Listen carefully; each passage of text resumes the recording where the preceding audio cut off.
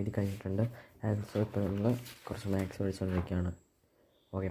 And മാത്സിലെന്ന് വെച്ചാൽ മറ്റേ continuity and differentiability പഠിച്ചുകൊണ്ടിരിക്കുകയാണ്. ആൻഡ് കുറച്ച് ക്വസ്റ്റ്യൻസും കാര്യങ്ങളൊക്കെ ചെയ്ത് നോക്കിക്കൊണ്ടിരിക്കുകയാണ്. ആൻഡ് ഇന്നത്തെ പ്ലാൻ എന്ന് പറയുമ്പോൾ നമുക്ക് മാത്സ് ഇന്ന് എന്തായാലും പഠിക്കാനുണ്ടാവും. മാത്സ് പഠിക്കണം.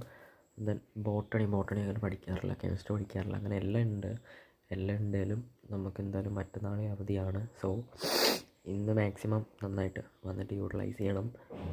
ആൻഡ് ഇത് നന്നായിട്ട് ഇന്ന് പഠിപ്പിക്കുന്ന ഫുള്ള് മാത്സ് പഠിക്കണം. ദെൻ അത് കൂടാതെ ഈ അവധി ദിവസം പിറ്റേ ദിവസം ഉള്ളപ്പം പഠിക്കാൻ നല്ല മടിയാണ്. എങ്കിലും നമ്മൾ സൊല്യൂഷൻസ് ഇന്നെന്തുമായാലും കംപ്ലീറ്റ് ചെയ്യണം. കുറേ നാളെ കൊണ്ട് സൊല്യൂഷൻസ് തീർക്കണം എന്ന് പറയാണ്.